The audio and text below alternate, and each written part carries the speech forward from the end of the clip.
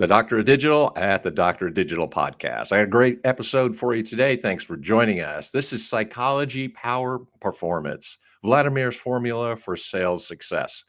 Purpose of the show exists to transform your life and business through conversations that inspire, equip, and uplift. I connect busy people to powerful voices, authors, leaders, and world changers you should know. What if your sales team could close faster, align deeper, and perform better without adding new leads or pressure? Vladimir helps teams do exactly that. In this episode, we dive deep into the psychology of high stakes alignment and the invisible forces that drive decision making. And you'll discover how Vladimir equips professionals to build lasting relationships and influence, not through manipulation, but through precision, clarity, and trust. Vladimir is a master of strategic alignment and psychological influences. Trained by the Kaladini Institute in camp negotiations, he brings cutting-edge methods to sales leaders and organizations seeking transformation.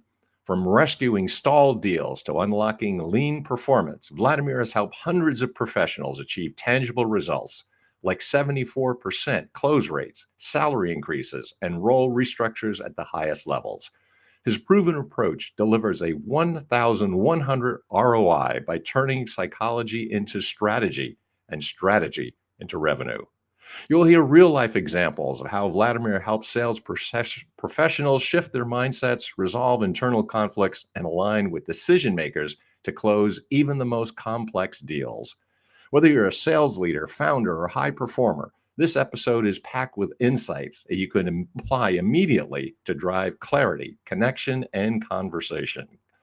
Ready to boost your close rate, rewire resistance, and build influence that sticks? Contact Vladimir and explore his one-to-one coaching and team building programs. DM the word align to start a conversation about psychological clarity, how it can drive your breakthrough. With that, I want to welcome Vladimir to the program. How you doing today? It's good to see you again, my friend. Hey, Dr. Mick, thank you so much for a great introduction, and good to see you too. Likewise, I'm always curious, how did you come across something which is groundbreaking? So please tell us, how did you come up with this amazing way of doing business? It's been a journey, and I spent many years in corporate environment working as a corporate employee, the IT professional, and the business analyst, and then manager and agile professional. And um, I've been laid off many times, and I always had some rebellion spirit. I wanted to tell people what I think, and I always has been dissatisfied with what I'm seeing, and um, dissatisfied with how corporate America works. And by the way, not only in America but everywhere. So the challenge here is that you kind of need to balance uh, your feeling of what is right with um, your ability to send a message. And um, some my prior superiors said to me, Vlad, pick your battles, because it may hurt you. And in many cases, people in a corporate environment, they kind of pace themselves with what they say. They don't say everything freely, so to speak. So they pick their battles. And what's interesting is that it sounds like you kind of need to find the balance, kind of finding the edge of where you can say what you think and ask for what you want, but not being forceful. How can you say it without tipping over? How to be candid and talk about what you need and what you want and what you think is right without pushing people away. And how do you find that edge of winning without compromising your position or without compromising the relationship with others? I found the purpose in building business because it has been a struggle of myself, and it has been a struggle for other people, as how I see it. So there's also interesting saying. So people are hired for hard skills, and they've been laid for soft skills. Have you heard that? Yes, I have heard that. It's a good one. Yeah. So that's the question. So many people actually put so much emphasis on the hard skills, Mhm. and they underemphasize or they overlook the soft skills that are so critical. And uh, since I started working on that, I started to meet top experts in negotiation and influence fields and people who are excellent at communication. They're superior and they can take on challenges you would never think about, like multi-billion-dollar deals, changing the behavior, large groups and industries, and um, pretty much saving people's lives. And among them, Joseph Graney, and the author of one of the authors of Crucial Conversations and Crucial Accountability. You might have heard of Jim Camp, started now the negotiation system, and Robert Cialdini, influence psychology of persuasion. So I was completely sold on their system and their principle and their approaches to challenging situations, challenging conversations, and uh, their system are so fundamental, so basic. It's kind of like a law of gravity, but in communication, and the law of gravity that always works. And I thought if you know the law of gravity, then you can do much more if you don't. So if you don't know the law of gravity, you will be okay. You will be, moving on the surface. That's fine. But when you know the law of gravity, you can build complex systems. You can build complex constructions and system that works without friction. When you understand the law of gravity, you can actually find the edge where the gravity still works, and and it will be a quite complex system. And that is what brought me into the field, because I want to understand how human make we human make decisions, what actually drives us, what is that communication edge that you want to take, and how can you influence people without pushing them away, without making that fool's choice between telling the truth or breaking the relationships. We don't want to, get stuck in that fool's choice. There is a third way. Is how to tell the truth, how to speak your mind without being abrasive, without being abusive, and without pushing people away, without compromising the relationship. And that is the art. That is the art of how to facilitate decision. I understand part of these ideas are in your book, and it was also multi-authored. So a lot of people are interested. How does that come about, and how did you become part of a multi-author book? And tell us a little bit about what's in the book itself, too. Yeah. So that's very interesting. So when I was working, um, in corporate environment, I've seen many different leaders, many different managers, and some of them grew, some of them not. Some of them just sat at their positions for 20, 30 years and were happy there. But few of them were different. And the difference was in that they could unlock any challenging situation and Okay. very quickly, and they were able to find words and have a single conversation about the challenging problem and move this forward. So I remember one time I was hired in one organization to lead a project that hasn't started. And the project was about to start, but it was so large that there were some stakeholders that needed approval. And they hired me And for 1 year, I was waiting for the project to start. They couldn't approve the project for a year. They hired a professional to manage that.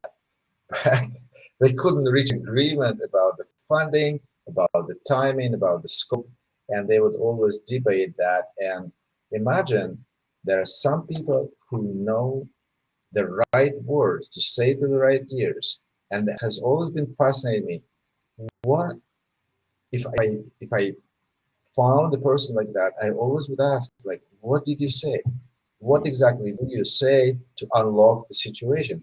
What made the difference? So I was always curious about that, and uh, this was the most challenging questions. What can you say so powerfully that you can unlock a disagreement, a challenge, a struggle? How do you apply the rule of human interaction that you can move forward projects and agreements and Yeah. approvals? So there's a Dr. Cialdini, and he figured out 7 principles of influence. And those principles, they work like law of gravity. So it is we are wired to follow them. And the only time when we're not following them is, when we have some psychological difficulties with us. So if you are kind of normal, regular people, then we follow those 7 rules, 7 principles. There are more of them, but those 7 are most common and the most Okay. profound. They, they, they take priority when we make decisions. And he described those principles, and there is a book, so you can read that, and and you understand how to influence others without positional power, power of authority. How Okay. can you do that, and how could you do your best better, if you would, without overpowering others, and how do you solve problems um, that others couldn't solve for months and years? And in my book, it is examples of applying those principles. I see. So me and other authors from Cialdini Institute, so we are founding members, we got together and we wrote a book about how do we apply those principles in our life to get results. And if you ever wanted a number of examples of how to apply those principles, if you ever wanted to see how other people do that, and especially the people who are certified as Cialdini professionals, you can find it in this book. And my particular chapter, Right. it is about the connection between trust, between respect, and the principle of Cialdini of liking. And it is focused on creating safety in conversation, creating trust, which is so important, because without trust, people tell you no, no matter what. The trust is the number one reason, or lack of trust, is the number one reason why people say no. No matter if your proposal is brilliant, you can actually, if you're talking to sales, you could reach out to people and offer them gold for nothing. They will Yeah. still tell you no if they don't trust you. True. That sound familiar? So, if this is somebody that was thinking of this, of course, you should at least mention the name of the book, because this does look like it would be very interesting to other people. And it's multi-authored. So, what parts of saying, well, how do you publish this? Was this published through the Institute with other people? And also, people are always interested, how do you find a publisher and what was that process like? Sure. Yeah, the book is called The Influence Advantage. This is a big title, The Influence Advantage. There's some subtitle, but that's what you need to remember: The Influence Advantage. And we wrote that with the other 5 founding members, Cialdini Institute founding members. So we all founding members in Cialdini Institute. And how it happened, it's pretty interesting that when we got together as a Cialdini group, and we interacted quite a bit in different seminars Hmm. and practice sessions. And one of the members, also a founding member, said, "Hey, let's write the book together." And he created a cohort of people. So I always thought about writing a book, and I always thought about being an author, and I was thinking about different ideas about book, but I never had the guts to commit to that and do it from start to the end and publish it. There were too many questions of how to do things. And in this case, it was easy because I just needed to say yes and pay a relatively small fee for publishing. And it was just around 1,500, not a lot of money, but around 1,500 to write a chapter in a book. So, and that that's how it started. So I just joined the cohort. And what is beneficial about the cohort when you do a multi-author book is that you actually being responsible for the full success and being responsible for hitting the milestones. So if there is a writing milestone and you need to complete a certain amount of writing, a certain chapter or whatever by a certain time, then you can just you know that your milestone is coming up, and you can just sit and write. And writing, I would say, talk about the process. Writing a book, it's sort of a mental muscle. So it's a matter of start, like many other things. So if you start writing, it will come to you. But if you will be thinking about it and will not put the words on paper, it will never come to you. So you improve by doing that. So from that perspective, this is how it started. I started to write, and I wrote several drafts, and I ran them through AI, of course, and asked different questions about how to improve it. But essentially, it's my story, it's my idea, with some help of AI, of course, to improve and to see how I can have certain eliminating certain things that I don't want to have, like bias or maybe some repetitions, other things, and maybe improve some of the style. So you can actually ask whatever you want, and then you rewrite the chapter as you think it's appropriate. So and regarding the publisher, the process was quite easy. So it was well defined. And the publisher, I didn't choose the publisher, so that the leader of cohort chose the publisher. But over time, I took over the role of the group leader and started to interact with publisher directly, because something happened to that group leader while we were doing this project. And mind you, that took a year to publish the book because of different circumstances. But it doesn't have to be a year, actually. If you know the process, if you write quickly, it could be. Some people publish a few books a year. I know that because I know people who do that, a few books a year. But if you pace yourself, it may take a year, but you will publish eventually. So it's a matter of start. The number of things that are said are very interesting. And of course, this is typical issues. It's first of all, you think about, who am I to write? So that's often the imposter syndrome. But it's also using AI as a tool, which is being very effective and can be used as a writing tool. And also the idea of multi-authors, which is really a great strategy to break into the field. So if the person isn't knowing everything, which very few of us do, how about writing and collaborating with others, and also the publishing process? So in your case, it was pretty seamless, although you're right, it doesn't necessarily take a year. I just say there's a book, you can come out in 90 days, but that's how it works out. But would you be thinking of what's the subsequent from that, and what has happened since that, since the book has been out? Have you gotten some response to it? You think about writing another book, or where do we go from here? Yeah, it's a good question. What happened since then? Well, first of all, it's a personal pride when you have a book. You feel Mhm. differently when Yeah. you're an author, and for many people, having a book it's something that they accomplished, something that they wanted to do, um, and just couldn't get to it.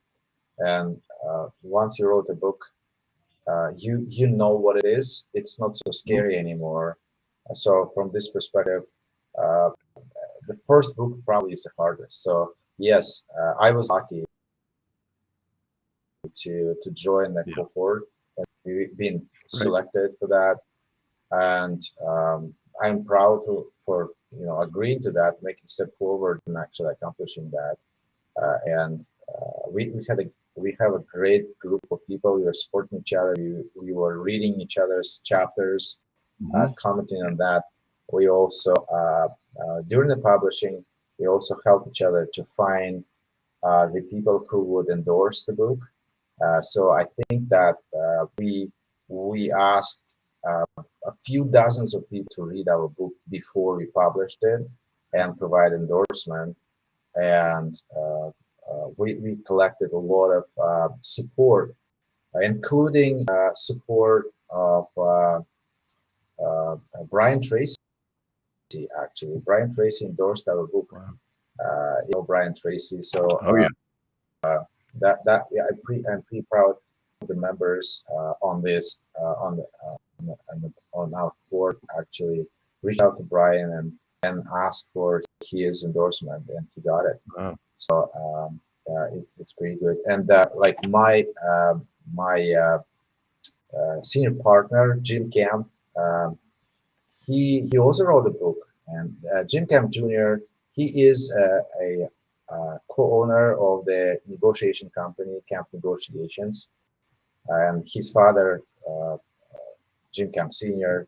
He wrote a revolutionary book, Start with No, and this book is recommended as or it's actually a mandatory reading in many universities Mm. because it's so profound, and it's on the top of the bookshelves in many uh, universities and libraries because of its impact. And Jim Camp Jr., his son, he's now a co-owner of the Camp Negotiations, and he endorsed my book as well. So he wrote he read my book, and he endorsed and specifically when I'm talking about the chapter of building trust and um, the liking principle. So this is very important for negotiation, specifically Right. when you're negotiating with people. The first order of business is to establish trust. How to do that? It could be tricky if people are negative. It could be tricky if people could be suspicious, if they would be not sure of your purpose, Mm. if they will be expecting you to sell, especially salespeople have bias against them. So the first thing they need to do they need to establish trust and get people relaxed. And this is very important for them. They need to demonstrate their respect because those concepts are connected: the respect and the trust and the liking. You I probably didn't hit all your questions, or maybe kind of I started to drift away. No, I think So could you get us on track, please? it does seem to address, because I was asked about the post, what you really talked about after the publication, but you address the post-launch, which is really important. Just as the launch is important, what you do afterwards is really critical as well too. Okay, And also the application of those principles within the book are, of course, really important, which is what you do in your practice. yeah. So let me add a couple of words here because I want to say that as part of our deal of writing a book was the bestseller campaign, and the publisher just ran the bestseller campaign in in Amazon and other uh, and other book networks, whatever. I don't even know what it is, sincerely. And the publisher actually sent us, well, the owner of the publishing company sent us um, the PDF with steps of how to exercise marketing. But sincerely, I didn't bother because first of all, he did a wonderful best-selling campaign, and we hit like #1 bestseller in 7 categories. And the second is my marketing more about getting to know people. So my biggest marketing is just to get with people one-on-one and talking to them and getting to know them in person, build that trust, talking to them about um, talking to them about what they think about negotiation. So the biggest problem that I have like 2 problems. First of all, is to first of all, it's kind of get get get get the people to talk about negotiation. Many people say like, well, I don't negotiate. I really don't need it, right? I'm okay. I'm good. And yes, we are all good. We really don't need to improve our negotiation. But does it mean that we don't want that? That's a different story.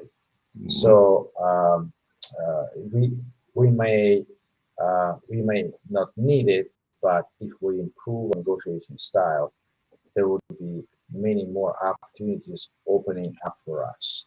So that's the first problem. And the second problem is when we talk about negotiation, what it means, the answers are all over the map. Everybody thinks about negotiation differently, and most of the people think negotiation is pushing people, tactical gamesmanship, some fooling and tricking people into something, overcoming objections, win-win. There's so many misconceptions about that. And that's my second biggest problem, because people just have no idea what negotiation is about.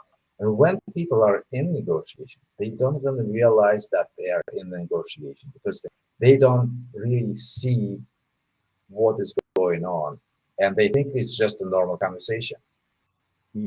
But when the situation start to be a little bit emotional, and the stakes are raising, they immediately cave in, or they go away, because they hate to be in that space where it is risky.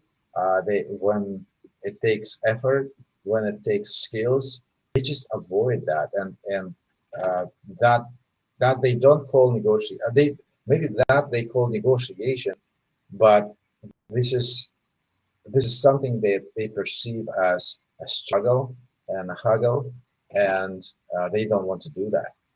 So essentially, people just don't get a grasp of how negotiations look like, to avoid all of this, and how to be more confident in negotiating. So what I do is I offer people 90 minutes of free negotiation coaching, just to give them a sampler taste of what negotiation coaching is. So that's my marketing. That's my true marketing. And to my clients, I give them a book, and I say, well, this will help you. At the same time, reading a book will not change you. Reading a book, you can learn about, you can get to know about, the concept.